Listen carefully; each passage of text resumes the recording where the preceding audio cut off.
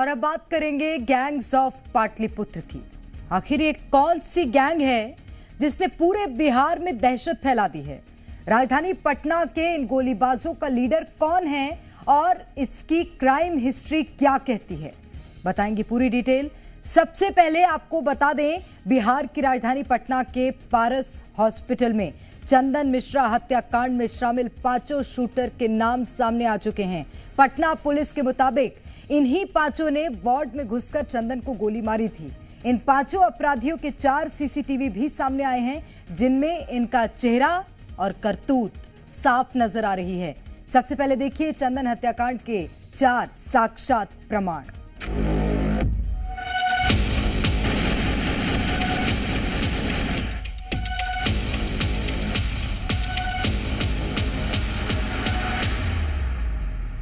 पटना के पारस हॉस्पिटल में हुए चंदन मिश्रा हत्याकांड के 4 साक्षात प्रमाण आपके सामने हैं।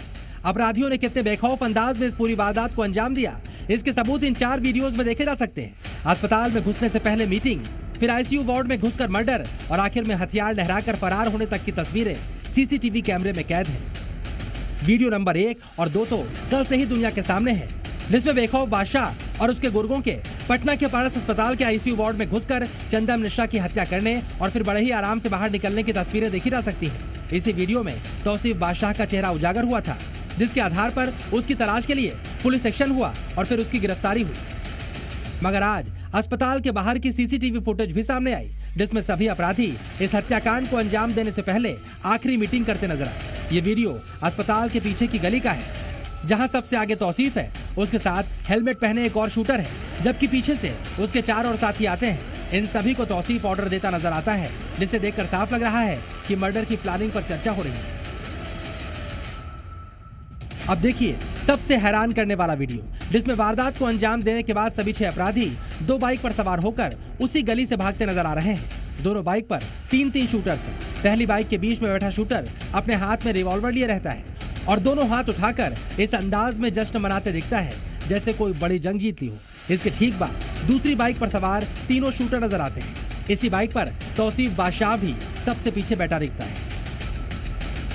सभी 6 अपराधी पारस अस्पताल के बगल वाली गली से निकलते हुए बड़े आराम से फरार हो जाते हैं। लेकिन सभी शूटर जिस रास्ते से भागे वो सीसीटीवी कैमरे में कैद हो गया, जिससे पुलिस इनके ठिकानों तक आसानी से पहुंच गई और फिर सभी अपराधियों को गिरफ्तार कर लिया गया। तौसीफ बादशाह जब पारस हॉस्पिटल से निकला, समनपुरा पहुंचा, समनपुरा से सीधे अटल पथ पहुंचा और वहां से फुलवारी जाने के उसके तमाम रास्तों पर सीसीटीवी थी और सीसीटीवी की निगाह में वो आता रहा। और यही वजह थी कि पटना पुलिस ने महज 4 घंटों के अंदर फुलवारी में तौसीफ बादशाह के घर पर जाकर के दबिश दे दी और उसे हिरासत में ले लिया। कैमरामैन शहनवाज के साथ प्रशांत झा, जी मीडिया, पटना। इस हत्याकांड का सबसे अहम किरदार है तौसीफ, जिस पर सबकी नजरें टिकी हुई हैं, क्योंकि पारस अस्पताल के आईसीयू वार्ड से लेकर अस्पताल के बाहर के सीसीटीवी फुटेज में तौसीफ बेहद बेखौफ अंदाज में नजर आ रहा है। और अब तो सोशल मीडिया पर उसके वीडियो भी वायरल हो रहे हैं, जिसमें वो खुद को बादशाह की तरह पेश कर रहा है। आपको बताते हैं कि आखिर एक टीचर मां का बेटा कैसे इतने बड़े हत्याकांड का मास्टरमाइंड बन गया।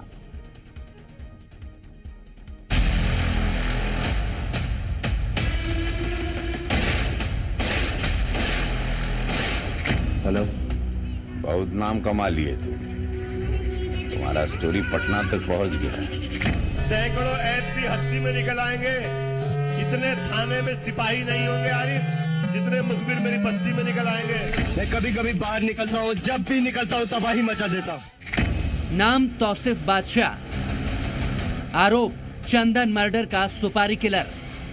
मगर इस तौसीफ उर्फ नसीम का एक और चेहरा है जो सोशल मीडिया पर नजर आता है। जहाँ बात बात पर गोली छेद दी जाती है कपार में, तो समझ लेना बबुआ एंट्री हो चुकी है बिहार में।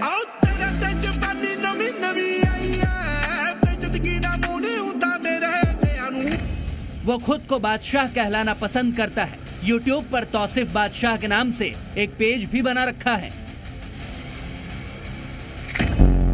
घर से जिस दिन जरा मस्ती में निकल आएंगे सैकड़ों ऐसी हस्ती में निकल आएंगे, इतने थाने में सिपाही नहीं होंगे आरिफ, जितने मुखबिर मेरी बस्ती में निकल आएंगे।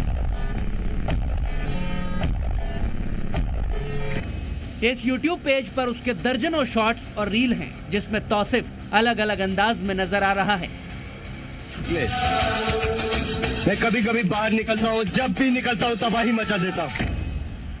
पटना के फुलवारी शरीफ का रहने वाला तौसिफ बादशाह दुनिया को दिखाने के लिए जमीन का कारोबार करता था, लेकिन असल में वो अपनी गैंग के साथ सुपारी किलिंग का काम करता था। गैंगस्टर चंदन मिश्रा की हत्या भी सुपारी किलिंग के तहत की गई।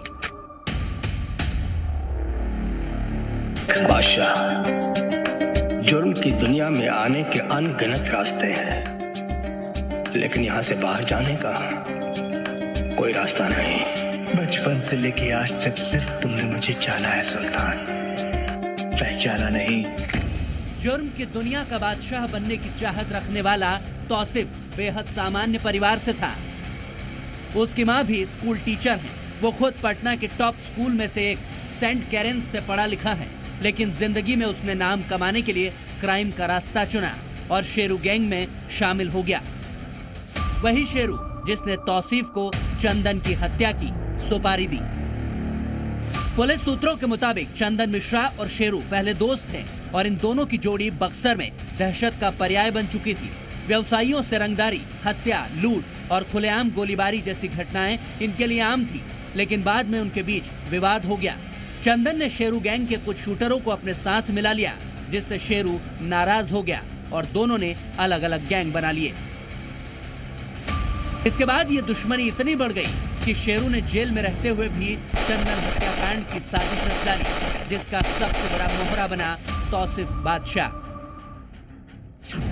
तौसिफ ने ही चंदन की हत्या के लिए अस्पताल की पूरी जानकारी जुटाई। इसमें चंदन के कमरे का नंबर और कमरे में मौजूद लोगों की जानकारी शामिल थी। साथ ही तौसिफ को यह भी मालूम था कि चंदन के कमरे का लॉक खराब है। इन तमाम जानकारियों और बारीकियों के साथ 17 जुलाई की सुबह तौसिफ अपनी गैंग के साथ पारस अस्पताल में दाखिल हुआ और आईसीयू वार्ड में एडमिट चंदन मिश्रा को गोली मारकर मौत के घाट उतार दिया। पटना से प्रशांत झा के साथ ब्यूरो रिपोर्ट, जी मीडिया।